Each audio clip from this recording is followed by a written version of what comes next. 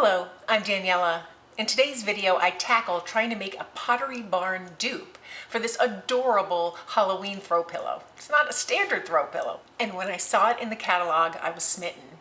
It's an adorable dog dressed as a ghost with a little sheet over its head and a pumpkin hanging out of its mouth to collect Halloween treats. I mean, even if you're not a dog lover, this is just so precious. The price tag, though, was a little excessive, $80 for a throw pillow. American dollars. I just thought, oh, but I can see why they get their money. I created my own version. It is not an exact dupe by any stretch of the imagination. It kind of is inspired by the actual Doug the dog from Pottery Barn. I took a stuffed animal, I took a throw, a little white throw with a lot of texture, because I personally like texture. You can go with just plain white if you like.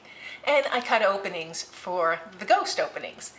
What I learned was because of the anatomy of this particular stuffed animal, well, the eyes didn't quite work out. So I just cut a hole for the entire face instead of having those traditional holes for the eyes. So it's not quite the dupe. My stuffed dog, I love it. He's happy and adorable. He doesn't have the big ears that the Pottery Barn does, but that's all right. I love it. I'll show you my process in brief. And then I'll show you the results at the end, and you can tell me if it's a fail or a success.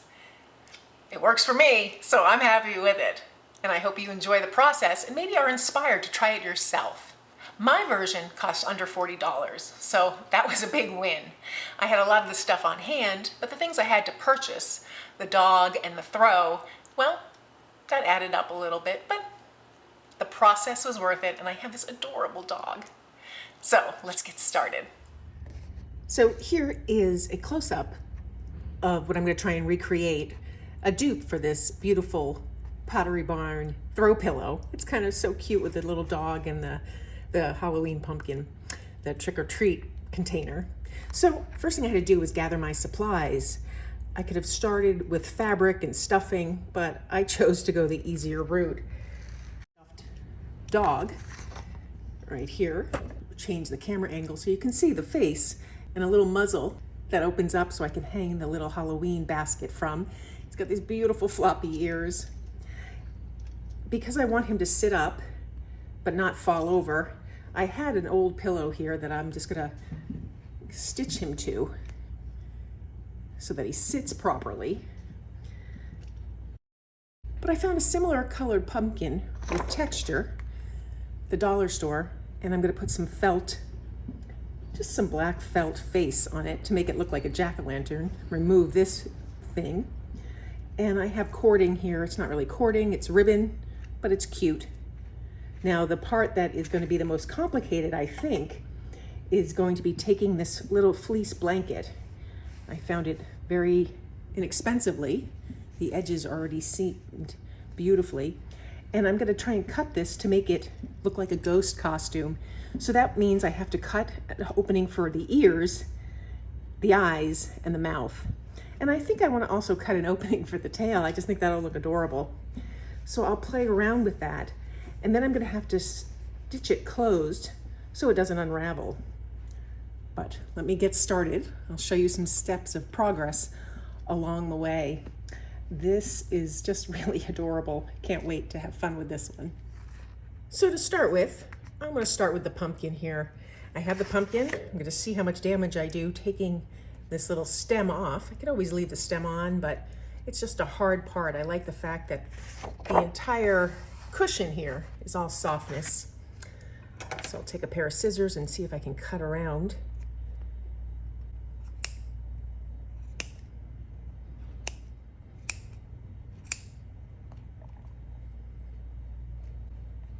So I'm just cutting around by feel. I can feel if there's some kind of hard part in here, like a plastic rod. So I'll just keep cutting just the fabric that's holding it in place. I think it's kind of glued in. So these are the little strings that make it pumpkin shaped. So I'm gonna have to replace that.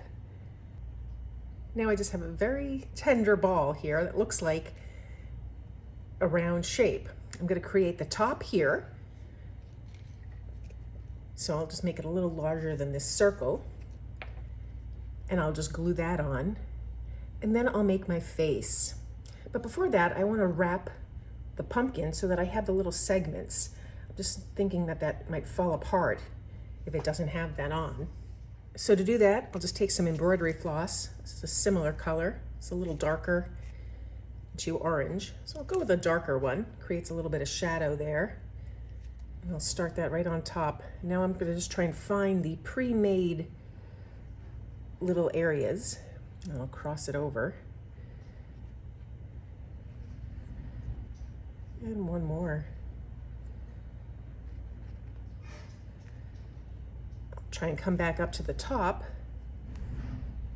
and knot it nice and securely.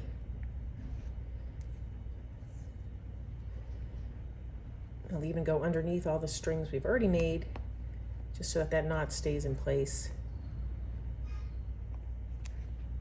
So really I just have to look at the anatomy of the objects that I'm piecing together here, my little found objects, and try and make the most of them.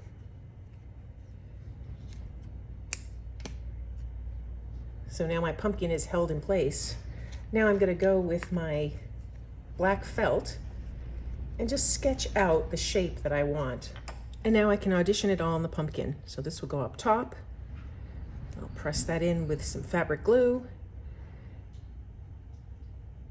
Same thing with my little jack-o'-lantern face.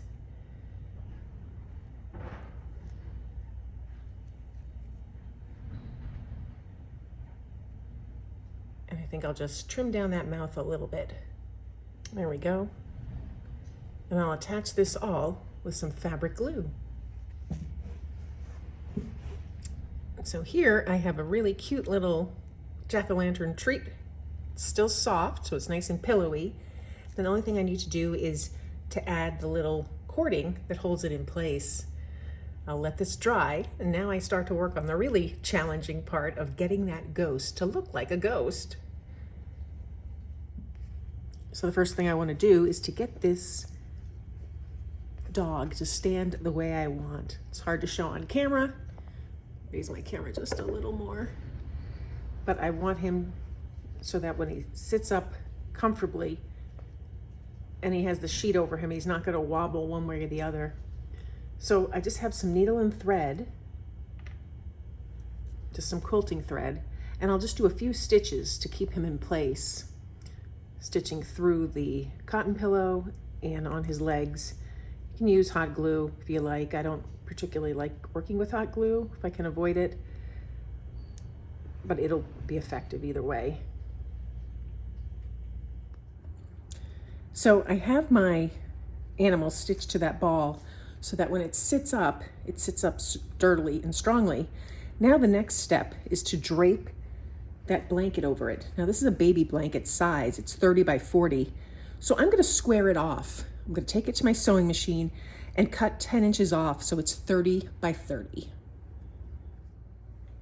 So now that I have the blanket squared off, I want to find the center, drape it over the face, and pin around the eyes and the ears, the parts I want to remove, as well as the muzzle. All right, I've cut the holes. Instead of doing individual holes for the eyes and the muzzle, because this face is so close together, I just did one hole for the face. I did the holes for the ears, and then I did a hole for the tail. And I do have to break out my hot glue gun and just place the hot glue wherever I want it to really make this sheet a little bit more fitted on this little dog ghost. So let me add some spots here and there to hold it in place to make sure that that little bed sheet ghost is right in the right position. So I have the bed sheet or the blanket draped where I want it, and I stitched the little handle right here on this pumpkin. So now I'm just gonna hot glue it to the top of his mouth. In the original picture, the mouth is closed, so I considered closing the mouth, but I think it looks cute, just hanging in like that. So I'll do that, and then I'll take some pictures full on and all around so you can see the finished result. This was a lot of work. Is it worth trying to do on your own? Well, if you enjoy that process, it is. So that's how I created my version of the Halloween dog dressed as a ghost. I love it. It goes great in my home, and actually I'm thinking of giving it to a friend who is just over the moon with stuffed animals. If you've enjoyed this video, please give it a thumbs up and be sure to subscribe. Thank you for joining me today.